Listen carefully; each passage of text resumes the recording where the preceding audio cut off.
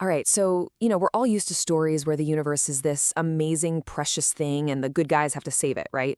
But what if the universe itself is the problem? Today we're going to dive into a much darker, seriously pessimistic worldview, and we're going to use a figure from comics to do it. The cosmic entity known as the Void. We're going to break down the terrifying philosophy it represents. Wow. I mean, just let that sink in for a second. This question from the source material isn't just a cool, dramatic line. It's the absolute foundation for everything we're talking about today. It's daring us to ask a really uncomfortable question. What if existence itself was a huge mistake? So, to really get our heads around a threat as big as the void, we actually have to put the comic books down for a minute. Yeah, seriously. We're going to travel back to the 19th century to talk about a philosopher named Arthur Schopenhauer, who had, well, let's just say a pretty grim take on reality. Schopenhauer's big idea was this. Underneath everything you see, everything you experience, there's this single, blind, restless force. He called it the will to live. Now, this isn't a god, it doesn't think or have a plan. It's just a raw, irrational, endless hunger that just wants. And here's the kicker. Because that striving can never, ever be satisfied, it becomes the ultimate source of all pain and suffering. It's a cosmic engine of pain. And if that wasn't bleak enough for you, Schopenhauer also said that our reality, with you and me as separate people, all the different places and events, it's all just an illusion. He called it the veil of Maya. It's like a giant curtain hiding a pretty terrifying truth. And that truth is that we aren't really individuals at all. We're all just temporary ripples on the surface of that one single, endlessly suffering will. Okay, and this is where it all starts to click together. This is why we started with all that heavy philosophy. That primordial void, that huge unconscious being, that's a perfect stand-in for Schopenhauer's blind striving will. And the DC multiverse, with its endless repeating cycles of life and death, that's the veil of Maya in action. And of course, the void's ultimate goal of just erasing everything, well, that's the ultimate escape from suffering. That's Schopenhauer's resignation. All right, so we've got the internal problem, right? This engine of pain ticking away at the heart of reality.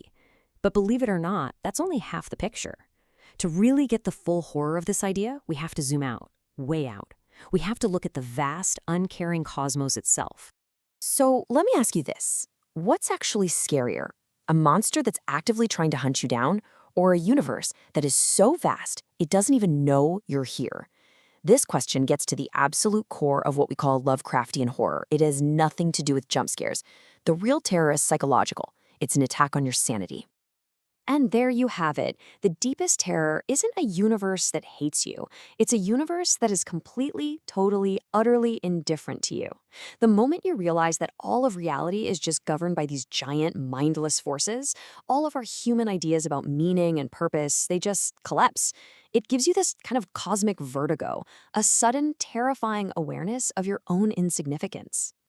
And this is exactly why the Void works so well as a Lovecraftian entity. It's not your typical villain. It doesn't have a personality or a grand plan you can figure out. You can't outsmart it. The Void isn't a who, it's a what. It's a principle, a fundamental truth about the universe. So the threat isn't physical, it's metaphysical. Its very existence is proof that our reality is basically a temporary cosmic accident. So the big takeaway here is that our entire reality, the whole multiverse, is just this thin, fragile skin stretched over a huge, uncaring, maddening abyss.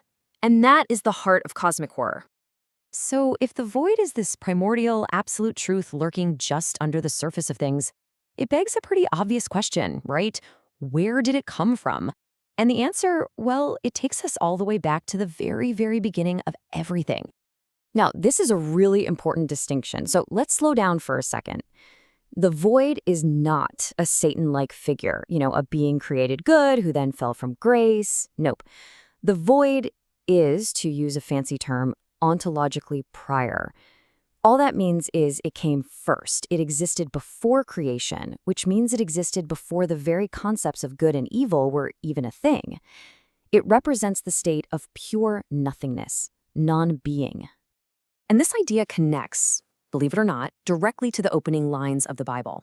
In Genesis, the state of reality before creation is described by the Hebrew term tohu wabohu, which means formless and void. Now, this wasn't an evil place, it was just a state of dark, messy, chaotic potential before any kind of order was imposed on it. And that's exactly what the void is. It's the personification of that original tohu wa bohu. So its struggle isn't good versus evil, it's way more fundamental. It's the primal conflict of chaos trying to undo order.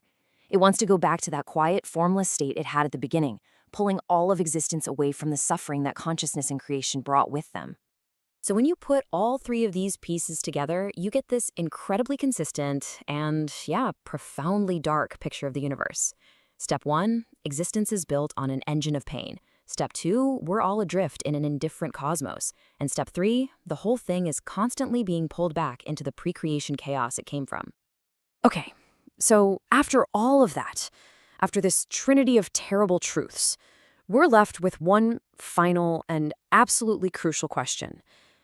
If the universe is this fundamentally broken, what in the world does it even mean to be a hero? I mean, really think about that. If you're fighting against a fundamental truth of the universe and you know every single victory is just temporary, why even bother? What is the point of fighting a battle that you are absolutely guaranteed to lose in the end? And the answer, really, the only possible answer in a universe like this one, is just one word: defiance. The act of being a hero is no longer about winning. It turns into something much more profound. It becomes an act of existential rebellion. It's shaking your fist at the endless, empty cosmos and just refusing to give in. And that's our final takeaway. In a universe that comes with zero built-in purpose, the conscious choice to fight anyway, to protect life, to simply reject nothingness, that becomes a creative act. It forges value right in the face of that deafening cosmic silence. You don't find meaning, you create it. And in a meaningless universe, maybe creating meaning is the only truly heroic thing you can do.